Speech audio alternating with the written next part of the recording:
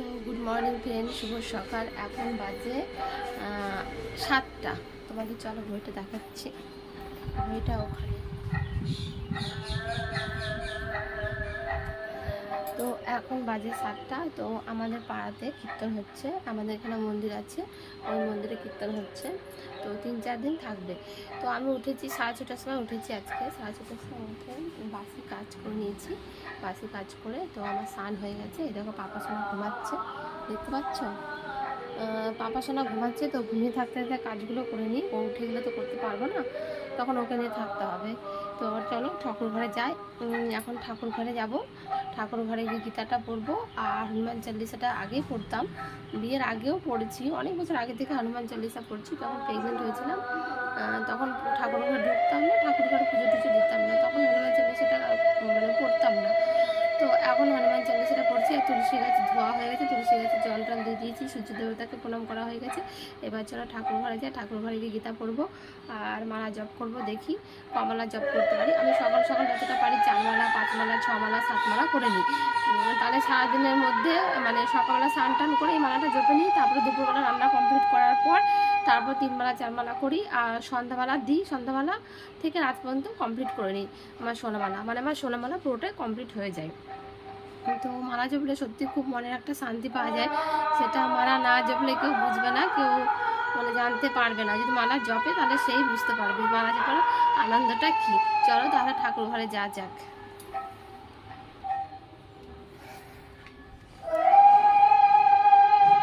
এই দেখো ঠাকুর ঘর, ঠাকুর ঘর চলে এসেছি। আর একটা জিনিস তোমাদেরকে শেয়ার করছি, দাঁড়াও।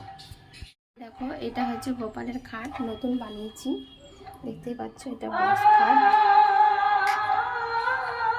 এটা হচ্ছে বক্সের ড্রয়ার, ড্রয়ারের মধ্যে অনেক কিছু রেখেছি। নতুন মশারি আর এই বেডশিটটা আছে এর মধ্যে।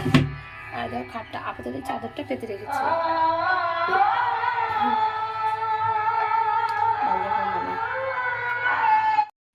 তো প্রথমে দেখো হনুমান চালিশাটা পড়ে নিলাম, তারপরে হচ্ছে গীতাটা পড়ে নিলাম। আর যতটা পর্যন্ত পড়ে থাকি, তারপরে সুতোটা দিয়ে তারপরে বন্ধ করে রেখে দিই, তাহলে মনে থাকবে। তারপরে জপমালাটা জপে নেব।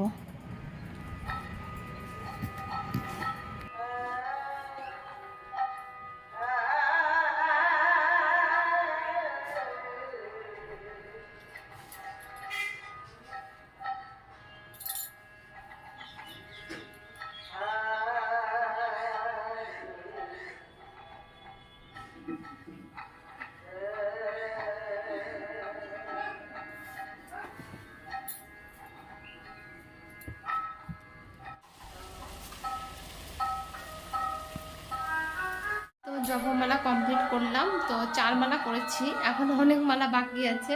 তো 4 মালা কমপ্লিট করে এখন দেখো চা বসে দিয়েছি। এটা শাশুড়ি মার লিকার চা। তো শাশুড়ি মা দুধ ছাড়া চা খায়, আর আমি দুধ দিয়ে চা খাবো। তো শাশুড়ি মার চাটা ছেড়ে নেবো, তারপর আমার চাটা বানাবো। এখন কটা বাজছে তোমাদেরকে দেখাচ্ছি।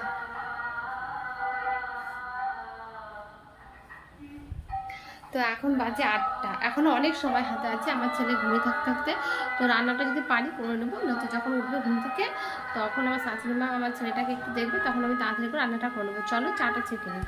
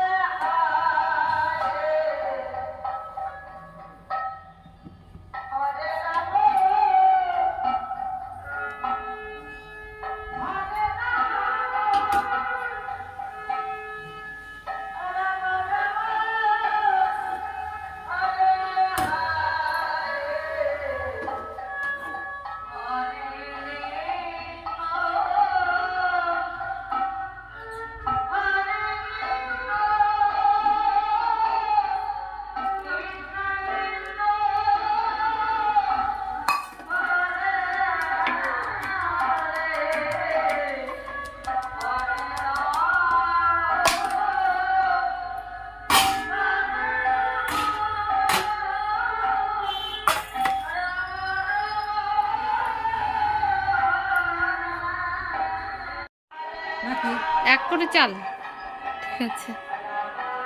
তো শাশুড়ি মাকে চাটা দিয়ে দেখো আমিও চা খেতে বসে গেলাম। আমি এখন চা খেয়ে নেবো। ছেলে এখনও ঘুম থেকে ওঠেনি। এ দেখো ঘুম থেকে উঠে গেছে, ওকে ফ্রেশ ট্রেশ করে তারপরে এই ঘরে দিয়েছি। আর এটা আমার শ্বশুরমশাইয়ের সব ছবি। তো কিছুদিন আগে শ্বশুরমশাই মারা গেছে। তো এই ঘরটা মিল ঘর ছিল, আমার শ্বশুরমশাইয়ের প্রিয় ঘর। তো এই ঘরটা অনেক বড়, তো তাই জন্য আমার ছেলে এই ঘরটায় খেলতে খুব ভালোবাসে। তো এখন 3:20 বাজে। তো আমার ছেলে 3:20 ঘুমিয়ে পড়েছে। এটা ঘুম পাড়িয়ে দিয়েছি, শুয়ে আছে। আর এই ফাঁকে আমি জপমালাটা কমপ্লিট করবো, যতটা পারবো ততটা করব।